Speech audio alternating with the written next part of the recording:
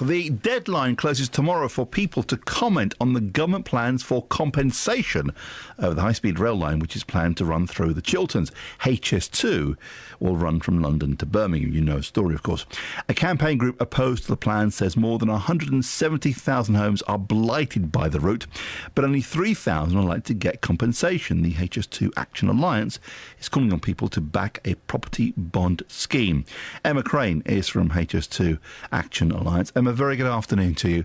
Hi there. How would this property bond scheme actually work?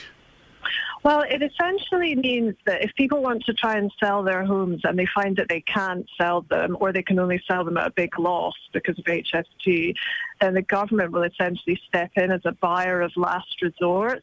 So it's really intended to mean that the property market keeps functioning, so that sales can keep going ahead without people suffering loss in value on their properties, with the knowledge that the government would, in the event that it had to, buy someone's property from them. Because at the moment you've got a situation where often people can't sell, or if they can sell, they have to take a big loss in value. You've got hold of a report, I understand, which has gone to government outlining the levels of compensation. Now, why is that important? It's important because we know that the government who commissioned this report from PwC, the government found out in this report that property blight stretches pretty far, at least to 500 metres, and in some circumstances quite a bit further than that, depending on where it is. And it can be up to sort of 40% and out to sort of 20%, depending on what distance. But the point is the government knew that blight stretched a lot further than the compensation schemes that it's offering to people. So essentially they're just leaving taxpayers to take the hits when, through no fault of their own, they just happen to live near it. But the building of the line is still, Emma, years away. Why is it so important to get an agreement now? I think just to give people certainty and to make sure that people are not suffering losses for something that, we are being told is in the national interest. I think the government needs to protect people who, through no fault of their own, are suffering losses because of this. And it's to allow the property market to continue to function as well, because you've got situations where it's falling, people are finding it difficult to sell, where they're selling at big losses. And I think it's up to the government to protect those people rather than just leaving them to their own devices, trapped in their homes.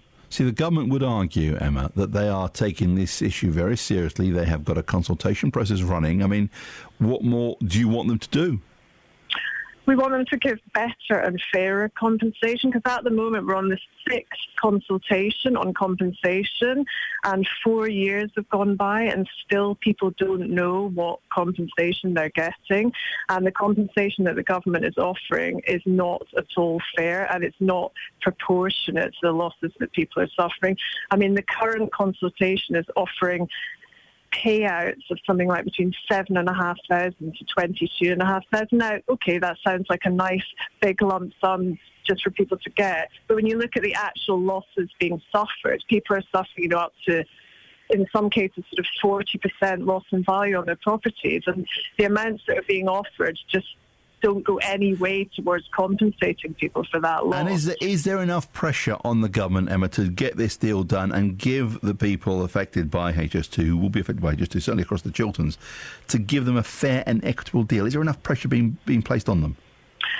Well, we're all fighting hard and trying to put pressure on the government. I think the way that people can do that is by responding to the consultation and having their say, and they can do that. We've got a simple web tool on our website, which is www.hs2aa.org, and they can respond that way. It takes about 30 seconds. Just make their views clear to the government, because this is about HS2, this is about a railway line, but equally it applies to all sorts of infrastructure projects that governments may want to do that may affect other people at a point in the future. And I think it's important the government's fair about it and treats people fairly. Emma, thank you for your time. Emma Crane is from the HS2 Action Alliance.